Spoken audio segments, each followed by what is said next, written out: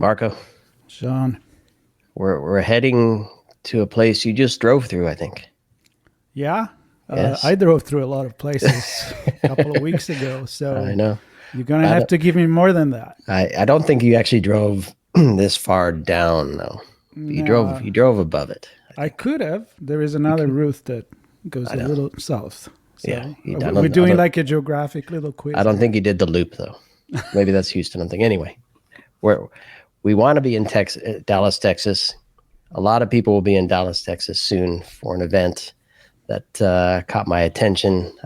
It's the Mike annual conference, Minorities in Cyber annual conference, and shout out to Melanie Ensign, who's one of the speakers there. I saw as many things that prompt conversations for me. I saw a post on LinkedIn that Melanie was going to be at this event, and I looked at the agenda and I was like, I want to know more. And there's some really cool conversations. So Melanie connected me with Mary Chaney. Mary, thank you so much for being part of this. Oh, I'm happy to be here. And we're excited to chat about what you've done. It's the second year for the conference, hosted by Mike, and you get all the fun of bringing everybody together to make this happen. I'm sure there's a team involved. We're going to get into what some of the topics are, the themes, who's speaking. Before we get there, though, I'd like to know a little bit more about who Mary is. we have some common friends, so maybe a brief view of some of the things you've done in the past and where you are today and what you're up to, and then we'll get into the organization.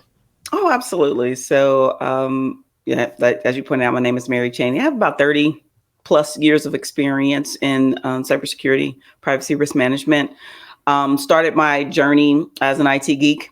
So I have my undergraduate degree is in information systems. And then I went to law school. So I'm born and raised in Cincinnati, Ohio, came to Houston, Texas, went to Texas Southern University, Thurgood Marshall School of Law, where I graduated a number 2 of my class and promptly shelved the degree and the bar license and went into the FBI. So I was a special agent for the FBI, and I was out in LA for a while investigating cybercrime. So I, spent my time out there chasing down bad guys that were doing bad things. Back then it was auction fraud, it was eBay was big, and all of those other things, and intellectual property rights infringement cases and things like that. And then I took a collateral duty where I was the Associate Chief Security Officer and Information Security Officer for the Los Angeles Field Office. And that entails a whole lot of different stuff. And that was the beginning of, I would say, my cybersecurity, information security career journey. And so physical security was an aspect of all of that stuff. But after leaving the Bureau, I went had my first stint as an entrepreneur. And I was doing consulting, information security consulting for small organizations. Back then it was HIPAA. And it was HIPAA compliance that was starting to apply to business associates. This was around 2009 or so. And, as I jokingly say, but not jokingly say, as an entrepreneur, I ran out of money and I had to go get a real job. And so I went and it started my corporate journey with GE Capital. I was the director of incident response for them. Then I stood up and ran Johnson & Johnson's Security Operations Center. Thereafter, had a short stint at Comcast in a global CISO's office as a senior director. And then I said I was leaving corporate America for good. And I came back down to Dallas, and that law degree, and that I figured out that I still had that license. I started my own cybersecurity and privacy law practice, and I was doing fine, doing some virtual CPOs, CISO, vCISO types of opportunities until COVID. I was servicing small and mid-sized organizations. Those small and mid-sized organizations could no longer pay my invoice. So I went back into corporate America, where I was the director of information security and privacy for a small therapeutic organization called Asperion. And I was doing a little bit of everything, it was a startup. And then I stepped back out in 2022 and went full-time into minorities and cybersecurity. Currently, I am an attorney, and I practice exclusively out of a law firm here locally called FBFK. And we do cybersecurity and privacy work. Essentially, every aspect of cybersecurity and privacy, I've looked at it from the technical perspective, from the law enforcement perspective, from the legal perspective, but it's all the same. And it is my passion. So. Well, you sound passionate, and I kind of, it's kind of funny because I look a lot in the past. Even when I talk about the future, about society, technology, and cybersecurity, I like to start from the past. You mentioned eBay, like you were mentioning the pyramids, the Egyptians. And I'm like, it's not that long ago, but time goes so fast in this industry that it sounded like that. Yes. But there is a thing, and the reason why I'm making this observation is because there is one thing that is still recurring, and this is since even when Sean and I started ITSPmagazine in 2015, there was this thing about the gap in cybersecurity, the minority, the inclusion, diversity. It was one of the first episodes that we recorded about this. So why is this still fashionable? What, the diversity or the lack of diversity? And I'm being sarcastic, of course. The diversity and inclusion, but also the gap. Both. Well, okay, so that gets into why I started Minorities in Cybersecurity. So again, I had this long corporate career, and then I've been a speaker on the speaking circuit since 2009, thereabouts or so. And what would happen really was I would get out there on stage, and individuals would come up to me afterwards and wanting me to be their mentor. So by the time 2019 rolled around, I had massed upwards of 30 to 40 people that I was individually mentoring. And what I found was that they didn't have any issues in regards to their technical capability. They had problems with unconscious bias, not being treated fairly, all the other things. And so I founded Minorities in Cybersecurity. At its core, we are a leadership development organization, and we're broken down into 4 individual groups. We have our aspirers, which are those that are looking to get into cybersecurity. We have our builders, which are those that are in their first role and looking to build out their subject matter expertise. We have our communicators, those that are making the jump from individual contributor to people leader. And then we have our directors, who are director level talent, and then trying to get to the C-level, ultimately to boards of directors. So we have leadership development opportunities for each one of those groups of folks. The builders, the aspirer sessions are on our YouTube channel. The builders, there's a 5-month course that they take. And then there's the communicators, there's a 6-month course that they take. So essentially, we are a fundamentally leadership development. And that was what was missing. When I was a mentor, I was leading people and telling them how to deal with these challenges that they're facing in their career. And I think, getting back to your original question, Marco, why is this still a problem? I mean, we could tackle the lack of diversity in cybersecurity from multiple different angles. I mean, essentially, the cybersecurity profession, information security profession, is a child of IT, right? And so you have a lot of individuals that are in the space that may not know how to lead minority individuals. Oftentimes in corporate environments, as a senior director, as an executive, I entered into my career in corporate as an executive. I was often the only one in the room, right? Mm-hmm. And still the only one that my boss had ever had to manage, right? And so we're losing core capabilities in wanting to, build up diverse teams. And so the challenge is people hire people that they're comfortable with. If you have a product of IT, which is predominantly white male, you have a white male that's in a leadership capacity, he's hiring people that look and think like him. And that ends up to be, because, whatever that may be, underrepresented groups. And when I say minorities, I'm not just talking about women. I'm not just talking about people of color. I'm talking about neurodiverse. I'm talking about LGBTQIA. I'm talking about all the diversity, different thinking people that don't look like some, a heterosexual white male. That's essentially what we're talking about here. So that's why I founded Mike. And those are the types of things we do. We're giving them that leadership ability to be able to navigate these spaces. Yeah, I really appreciate the structure of the organization, in that it's not just bringing people in and giving them that first step, but helping them grow and expand and succeed and give back, right, and lead and hopefully bring others in as well. Absolutely. And so thank you for sharing all of that. And I'm curious how much of that and what you just described in terms of some of the challenges kind of lines up with the conference that you've put together. Yeah. Can you share a little bit about what that's all about? Yeah. So our conference is here in Dallas, Texas from March 24th through 28th.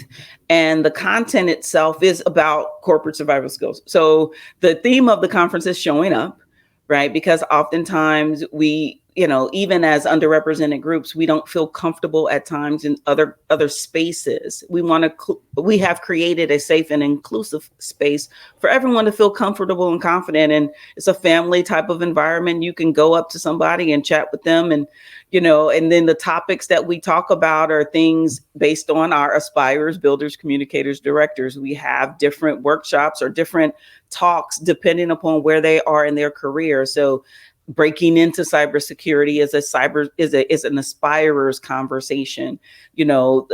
Leading diverse cultures, that's an executive, that's a director level conversation. So we broke down our organization. Our content for the conference is broken down into how our the membership structure that we have.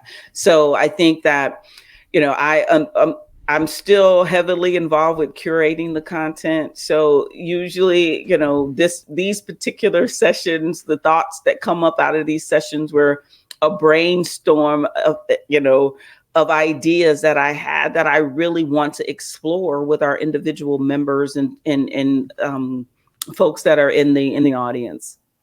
Yeah, so excitingly, what we're bringing to the community with these ideas, and even with our last day of workshops, we even have a financial planning workshop, because essentially a lot of underrepresented groups are not used to dealing with having a six-figure salary. So we want to make sure that we are giving everyone in the community what they need to build wealth, not just build a career. So we are focusing really on holistically developing underrepresented talent.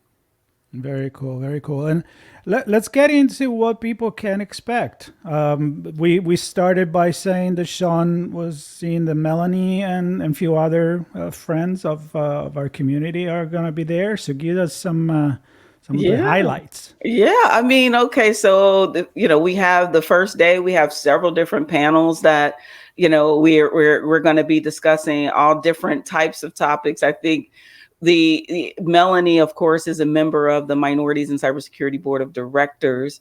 So she gets to do double duty. She's interviewing. We're talking about crisis management, of course, with me being an attorney and another attorney on the space, and her having a communications company. She's also going to be interviewing Joe Sullivan. Joe Sullivan will be the closing keynote at our conference. And what we do really, I like to get our leaders that go through our programs. I call this their graduation ceremony, because they actually have to be able to talk, right? And so what I really do with the other panels is I bring in individuals that have been graduates of one of our programs and put them on stage. It's a safe space, right? And that gives them an opportunity and gives them the confidence that they need. So we don't have a lot of superstars, so to speak, outside of the folks that you may know. That we do have Bloomberg is a great sponsor. Mass Mutual is going to be in the house as well as a platinum sponsor. But we really try to pull those individuals that may not have an opportunity elsewhere at other conferences to speak and get them on stage. Love it. Yeah, rising stars in the making. Yeah. Thanks to Mike. And I think that the topics are pretty cool. There's a lot about personal branding, and it looks like being comfortable and how to present yourself comfortably so others are comfortable with you. I think there's some of that in there. It was about the role and how to embrace the role and be successful in the role and advance in the career. And then, Developing confidence, and that is also very important. Yep. And with our theme of showing up, how you show up as an executive, even as a person in corporate America. We have all of these individual topics that are meant to guide our leaders through, right? And we even have these, and what we did last year, and it's a theme now, and I have to think about it. So last year we had the closing keynote was female leadership in what that looks like. And then the morning keynote was Black male leadership and what that looks like. And this year, the closing panel on the first day is Gen X perspective on leadership. And then the opening keynote is millennials' views on leadership. And so trying to, again, bring in diversity and understanding all of the, from the boomers all the way to, Gen X, Y, Z, Alpha, those different personalities, bringing them into the space to share with, we can learn from everybody. So we sure can. And we're going to take a break right here. We'll be right back. Commercial break. Go ahead, Sean, explain why it is that Mary is now in a no virtual background because of Google or... Well, listen, the reality of life is we've become reliant upon technology, and it's just like humans, right? Built by humans, just like humans. It has flaws, and there we go. We've encountered some browser issues that prevent you from putting your background back on. But anyway, going back from we love the background. More importantly, we love you and what you're doing with this conference. I want to, as we wrap here, though, I want to point out something, and this is what really struck me, which prompted me to reach out to Melanie. Yes, there's a lot of this growth and being strong and bringing people together to advance the role and the individual in the role as a group. But you also talk about actual things that they have to do. And so that I have 2 follow-up conversations. You're going to be on one of those with Melanie and Sean Tuma. You mentioned it earlier about crisis management, looking at strategies when communicating with multiple stakeholders is a thing. And so that's something real that people in this role have to do. So let's prepare them for that. And the other is with Denitra Latrice, Dwan Jones, and Corey Kirkendall, looking at what executive leaders can do to change their company's culture. So this is an active role in how they participate. But again, this is an everyday thing. It's not just about them and their particular growth. It's about helping the organization succeed as a part of that good thing that they're working on. So I don't know, can you share any thoughts on that? How that became part of the program? Well, I call it diversity in depth, right? You have the defense in depth concept that many practitioners are understand.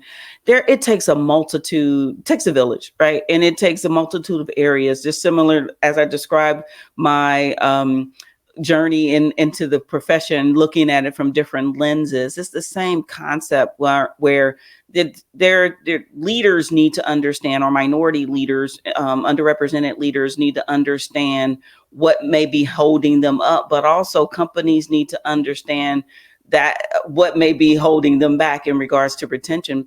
So it's just looking at it from multitude of areas, trying to provide tangible, that's the word I'm looking for, activities that can be performed by the talent as well as the companies to make it a little bit more easier to retain, not only attract, but retain and promote minority leaders. Yeah, and I have to say that I really love the idea of the 2 panel, one with Gen X and one with Gen Z. Super you can cool. probably guess which one I will be part of. But because that's the thing, like you get into corporate and it's a cultural difference that may seems like we forget about it sometimes, and it affects everything. It trickles down because that's how you get into that. So I love that one. To end, how about a call to action from you? Are you looking for people to show up? Or I know that there is a membership benefits to be part of the organization, so this is like your time again to Are you gonna give me my sales pitch? make the sales speech. You got it. It's all yours. The mic is yours. The mic is mine. That's right. That's right. Well, it really is about showing up, and that the theme of the conference is there.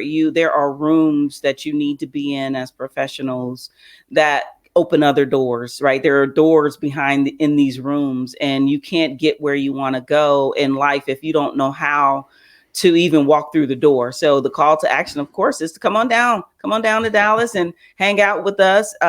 Registration, we still have some tickets left. Come on down and join us. You can also become a member of Minorities in Cybersecurity to support our efforts in our organization. We didn't really get into our subsidiary and the apprentices that we have or anything like that, maybe a different podcast episode. But all that to be said, it's just about showing up and creating opportunities for those that may not have an opportunity otherwise. Very cool. Fantastic. So we'll of course include links to the organization, the conference, and the other conversations that we have with Melanie and Duan and the others. And I don't know, I'm going to take the time now to invite you back to join me as an attorney to talk about cyber. Oh yeah. I want to have that conversation with you. Yes, sir. We can definitely get that on the books. I would love to. We'll do that after you catch your breath from the conference. But people can expect that back because I'm inviting you now, and I invite everybody listening to join Mary in Dallas in March and join the org and show up. And we're all relying on you all to succeed and protect us, right? That's the ultimate goal. So thank you, Mary, and thanks everybody for listening. Thanks, Marco. Stay tuned, subscribe. Lots more of On Location here on ITSP Magazine with Sean and Marco coming to you soon. All right. Thank you so much. Thank you.